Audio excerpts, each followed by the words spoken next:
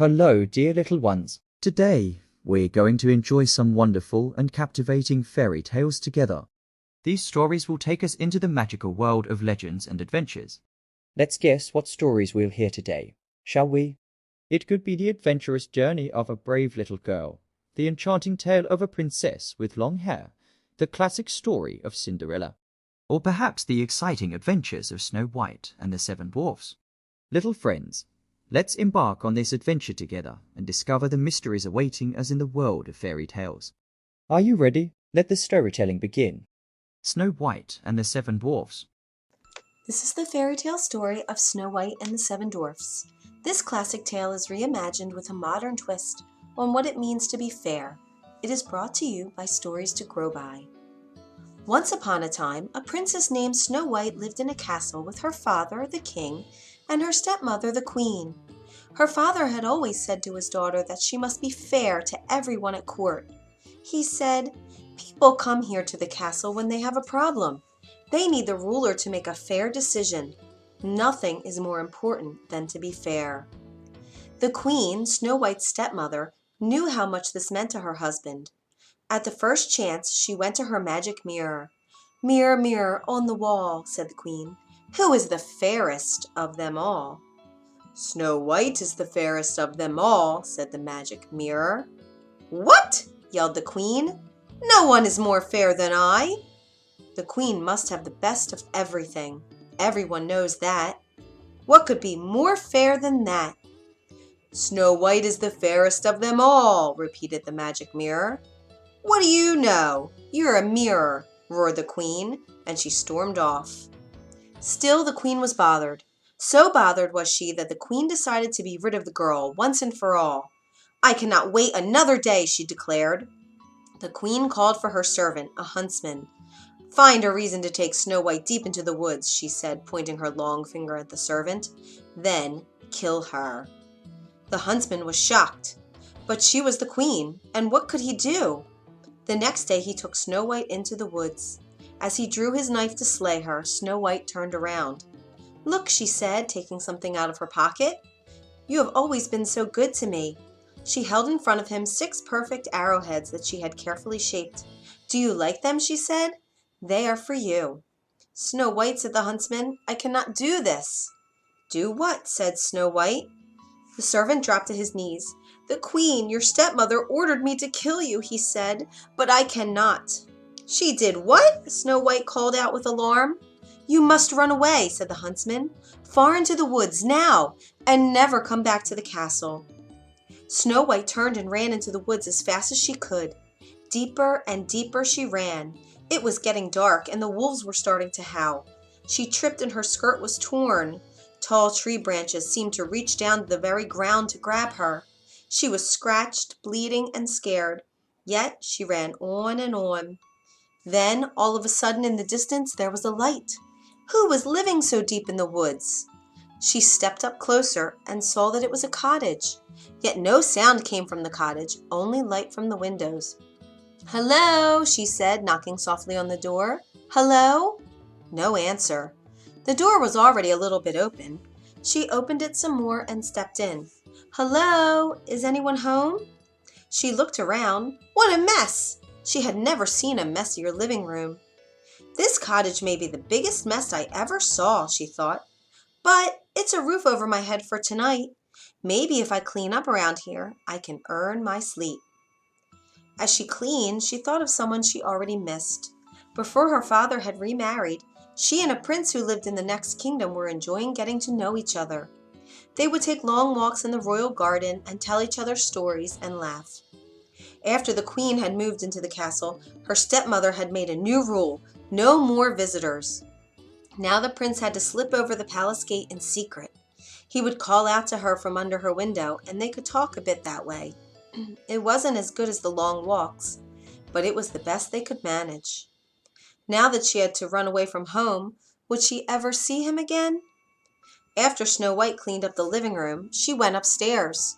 On the 2nd floor there were 7 little beds lined up in a row, as if for children. Tired from cleaning, Snow White yawned and lay across all 7 of the beds. Soon she fell fast asleep. In the meantime, the seven dwarfs were heading home from a long day of working in the jewel mines. When they opened the door, you can imagine their surprise when they saw their cottage all cleaned up. "What kind of magic is this?" said one of the dwarfs, whose name was Doc. "I wouldn't mind more magic like this," said another of the dwarfs with a smile. His name was Dopey. "We'd better check upstairs," said another dwarf, whose name was Grumpy. "Something is fishy around here, that's for sure." There, lying across all their beds, was a young lady fast asleep. "Who are you?" said all the dwarfs at once. Snow White bolted awake. The seven dwarfs could tell she was as surprised as they were. Soon they all relaxed and shared their stories. Snow White learned their names: Bashful, Doc, Dopey, Grumpy, Happy, Sleepy, and Sneezy. She told them all about her stepmother, that her stepmother had tried to get the Huntsman to kill her, that the Huntsman had set her free in the woods, and that she could never go back home again. "Stay here with us," said Bashful. "That's sweet," said Snow White, "but if I were to stay here at your home, I would have to do something for all of you." "You already cleaned up our place," said Sneezy. "Keeping the house clean will be easy," said Snow White, "as long as we all pitch in. I will let everyone know what part they can do, and I will do my share too, of course." "That's fair," said Happy. "But there must be something else I can do for you," said Snow White. The seven dwarfs shrugged. "Do you know how to read?" said Doc. "We have these books filled with wonderful tales and would love to be able to read them." And so it was agreed that Snow White would give them reading lessons. To celebrate their new friendship, Snow White and the seven dwarfs sang and danced the night away. The next morning, before they left for work, the seven dwarfs warned Snow White that she must not open the door to anyone. After all, who knows what evil her stepmother might do? The princess nodded in agreement, and the dwarfs left the house. The princess prepared her first reading lesson. She also prepared a good hot meal for the seven dwarfs when they returned home that night. And so the days passed. Back at the castle, the queen marched right up to the mirror. "Mirror, mirror on the wall," she demanded, "who is the fairest of them all?" "Snow White is the fairest of them all," said the magic mirror. "That's impossible!" screamed the queen. "The girl is no longer alive." "Snow White lives," said the magic mirror, and an image was shown on the mirror of Snow White living in the cottage of the seven dwarfs. The queen turned red with rage. She screamed, "She will not get away with this!" At the cottage of the dwarfs the next afternoon, when the seven dwarfs were away at work, there was a knock on the door. "Who is it?" said Snow White. She remembered the warning of the seven dwarfs not to open the door to anyone. "It's only a poor old woman," came a squeaky voice, "selling apples." Yet it was the evil queen, disguised as an old woman. "It's raining out here, my dear," said her voice through the door. "Please let me in." "Aw, poor thing," thought Snow White, having to go door to door selling apples in the rain. And so she opened the door. "Take a look at this big red apple," said the old woman, who, as you know by now, was really the queen in disguise. She held the red apple close to Snow White's face. "Lovely, my dear, isn't it?" "I would like very much to buy your apple," said Snow White, "but I have no money."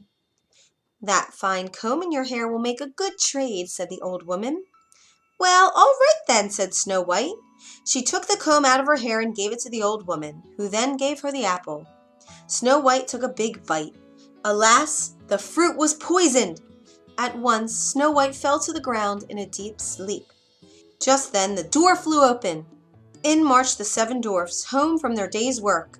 Shocked indeed they were to find Snow White lying on the floor and what must be her stepmother beside her, laughing. They chased that evil queen out the door and into the storm. Up to the very top of a mountain they chased her. All of a sudden, lightning hit the mountain. The queen fell, and she was never seen again. But there was nothing to help poor Snow White.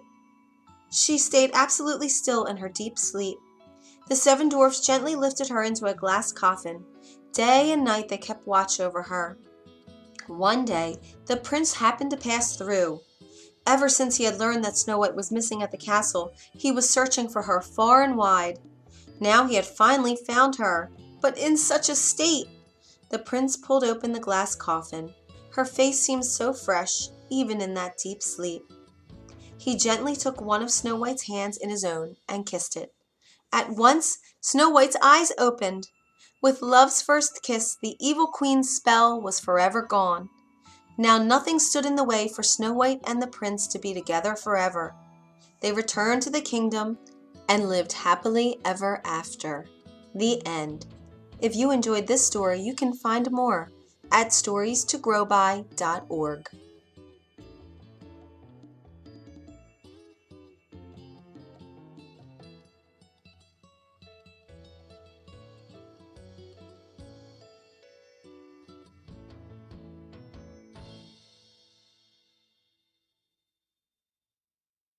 To turn off the lights.